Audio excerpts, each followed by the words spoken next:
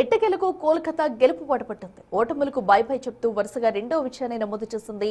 ఆఖరి ఓవర్ వరకు థ్రిల్లింగ్ గా సాగిన మ్యాచ్లో సూపర్ ఓవర్లో లక్నోపై సూపర్ విక్టరీ నమోదు చేసింది. దీంతో పాయింట్స్ టేబుల్లో లక్నోను వెనక్కి నెట్టి 9వ స్థానానికి చేరుకుంది.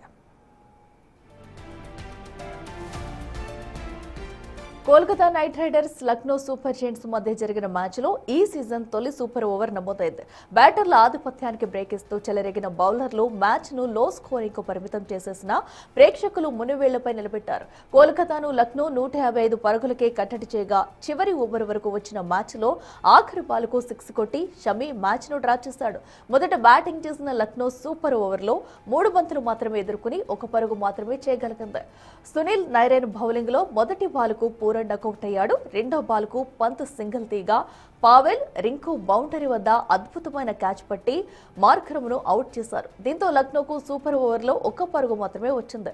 లక్నో బౌలర్ ప్రిన్స్ యాదవ్ వేసిన తొలి బంతికే రింకు సింగ్ 4 కొట్టడంతో మ్యాచ్ కోల్కతా గెలుపొందింది. టాస్ ఓడి బ్యాటింగ్ చేసిన కోల్కతా నైట్ రైడర్స్ ను లక్నో పేసర్ మెహ్సిన్ ఖాన్ వణికించాడు. సొంత గడ్డపై నిపులు జరిగే కేవలం 23 పరుగులకే 5 వికెట్లు పడగొట్టి కేకేఆర్ టాప్ ఆర్డర్ను కుప్పకూల్చాడు.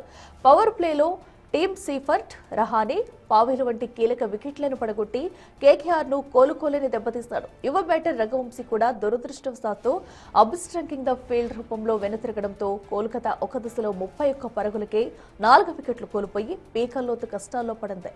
ఇక ప్రధాన ఆటగాళ్లందరూ చేతులెత్తేసిన చోట వైస్ కెప్టెన్ రింకు సింగ్ మరోసారి చెలరేగాడు. కామరేను గ్రీన్ సహకారంతో ఇన్నింగ్స్ ను చక్కదిద్దిన రింకు ఆఖరిలో విశ్వరూపం ప్రదర్శించాడు. స్కోరు 130 దాటడమే కష్టమనుకున్న తరుణంలో దిగ్వేష్ రథి వేసిన ఆఖరి ఓవర్లో 4 భారీ సిక్సర్లతో విరుచుకుపడ్డాడు.